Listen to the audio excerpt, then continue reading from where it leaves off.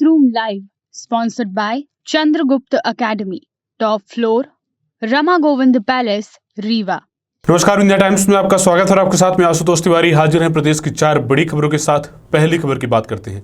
आज जो है किसान आंदोलन जो लंबे अरसे से चला आ रहा है, आज किसानों में खुशियां देखी जा रही हैं।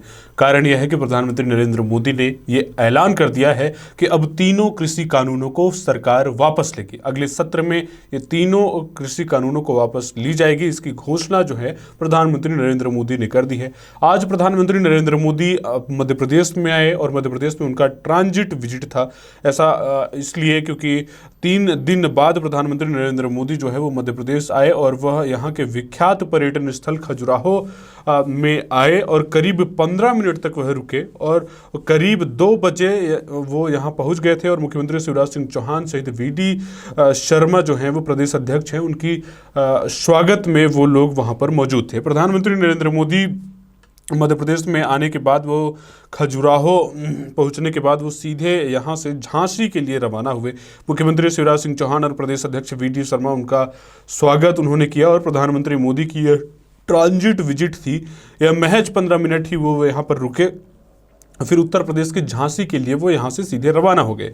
पीएम ने झांसी में एंटी टैंक गाइडेड मिसाइल के पहले प्रोजेक्ट के आधारशिला वो उन्होंने वहाँ पर रखी और अटल एकता पार्क का लोकार्पण भी वो उन्होंने किया। पीएम नरेंद्र मोदी खजुराहो एयरपोर्ट से सीधे झांसी के लिए रवाना हो गए। बताया जा रहा है कि प्रधानमंत्री नरेंद्र मोदी वायुसेना के विमान से वो खजुराहो पहुंचे।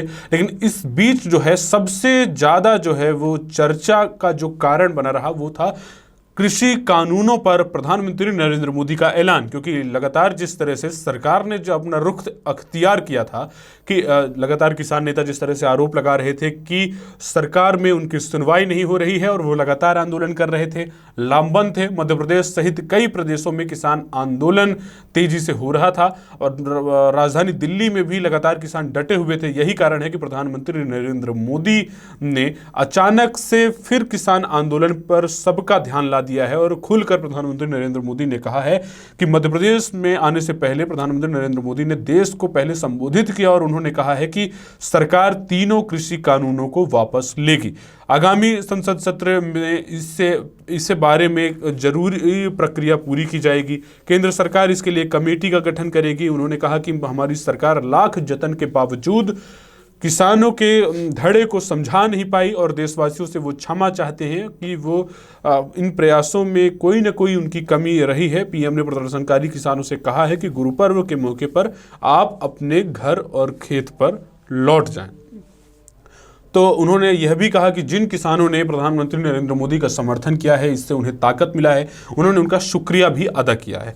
लेकिन इस पर अब सियासत जोरों शोरों से है। मध्य प्रदेश के दिग्गज नेता और कांग्रेस के भी दिग्गज नेता दिग्विजय सिंह ने आड़े हाथों लेते हुए प्रधानमंत्री नरेंद्र मोदी से मांगे की है। यह मांगे क्या है? किसानों से जुड़ी हुई मांगे हैं और जो मांगे हैं इस पर अगर बात किया जाए तो कांग्रेस के राष्ट्रीय महासचिव और राज्यसभा सांसद दिग्विजय सिंह ने प्रधानमंत्री नरेंद्र मोदी से मांग की है कि कृषि कानूनों में जो लड़ाई में जो लोग शहीद हुए हैं, जिन लोगों की शहादत हुई है, सरकार उन्हें याद करे और उनके परिजनों को राहत राशि दे।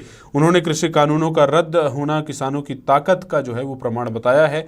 दरअसल आज प्रदेश के पूर्व मुख्यमंत्री और राज्यसभा सांसद दिग्विजय सिंह शुक्रवार को देवास के नेमावर और खाते गांव क्षेत्र में दौरे पर हैं। महंगाई विरोधी जन जागरण आंदोलन के सिलसिले में वहां गए हैं और प्रधानमंत्री मोदी द्वारा तीनों कृषि कानूनों को रद्द किए जाने के फैसले पर उन्होंने कहा है कि नरेंद्र मोदी जी और बीजेपी किसानों की ताकत नहीं समझते हैं। पूरी पार्टी कृषि कानूनों को लागू करने में पूरी ताकत से लगी रही है और कहती रही है कि कानून बहुत अच्छे हैं, लेकिन आज फिर से लोकतंत्र की जीत हुई है और किसान आंदोलन की विजय हुई है। उन्होंने ये मांग की है कि जो भी लोग इस आंदोलन में शहादत पाई है, जिन लोगों की मृत्यु हुई है, जो भी लोग शहीद हुए हैं, उनको मुआवजा दिया जाए और मुआवजा के साथ साथ उन्हें याद किया जाए। तो अब बात करते हैं तीसरी बड़ी खबर की, जो रोजगार से जुड़ी हुई है। बम्पर भर्तियां निकली हैं और ये भर्तियां जो है एमपी सेड मैप में नौकरी का मौका है। Program manager, data entry operator समेत 1142 पदों के लिए भर्ती निकाली गई है। 30 नवंबर जो है लास्ट डेट है।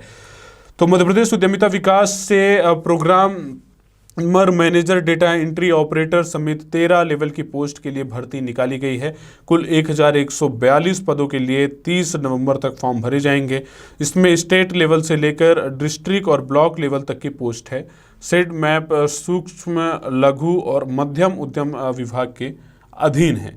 तो इसमें स्टेट फाइनेंस मैनेजर कंसल्टेंट एक पद और अकाउंटेंट कम अकाउंटेंट असिस्टेंट एक पद, मॉनिटरिंग एंड ई वैल्यूएशन एक पद, आईईसी मीडिया एवं कम्युनिटी 2 पद, टेक्निकल एक्सपर्ट एक पद, local planning and governance expert एक पद। तो ये इन पदों के लिए भर्तियां निकाली गई है और इन पदों के साथ साथ तमाम जो भर्तियां निकाली गई है इसमें से सब इंजीनियर, टेक्निकल ऑर्डिनेटर सहित अकाउंटेंट कम डेटा एंट्री ऑपरेटर के 626 पद निकाले गए हैं। शैक्षणिक योग्यता भी सबकी अलग अलग मांगी गई है और इन सभी पदों पर अलग अलग शैक्षणिक योग्यता, जिसमें स्टेट फाइनेंस मैनेजर कंसल्टेंट के लिए सीए, अकाउंटेंट कम अकाउंटेंट असिस्टेंट के लिए एमकॉम, एमबीए फाइनेंस समेत अन्य पोस्ट के लिए पोस्ट ग्रेजुएशन मांगा गया है। अब बात करते हैं चौथी बड़ी खबर की, जो रीवा से जुड़ी हुई है। रीवा में एक स्टूडेंट की संदिग्ध परिस्थितियों में मौत की खबरें सामने आई है। स्कूल से लौटे 11वीं के छात्र के कक्षा के छात्र की मौत, परिजनों ने साथियों पर हत्या का आरोप लगाया है। रीवा जिले के स्कूल से लौट रहे छात्र की संदिग्ध परिस्थितियों में मौत की जो खबर सामने आई है और परिजनों ने जिस तरह से आरोप लगाया है साथियों पर, तो ये मामला बेहद संगीन है। लेकिन तबीयत बिगड़ने पर शाम को अस्पताल जो है 11वीं कक्षा के छात्र को ले जाया गया, जहां उपचार के दौरान उसने दम तोड़ दिया। परिजनों ने साथियों पर हत्या का आरोप लगाते हुए अस्पताल में बवाल मचाना शुरू कर दिया। रात किसी तरह गुजारी तो सुबह एहतियातन 5 थानों का पुलिस बल मौके पर मौजूद रहा, जहां परिजनों को समझाइश देते हुए पीएम कराया गया। इसके बाद पुलिस ने अंतिम संस्कार कराकर राहत की सांस ली। चाकघाट थाना प्रभारी उप निरीक्षक प्रवीण उपाध्याय ने बताया कि गुरुवार की दोपहर 2 बजे सेंट मैरी स्कूल के प्रबंधक ने शैलेंद्र सिंह निवासी चदई खटिया को सूचना दी और कहा कि आपका 17 वर्षीय बालक यशवर्धन सिंह शराब पीकर स्कूल आया है।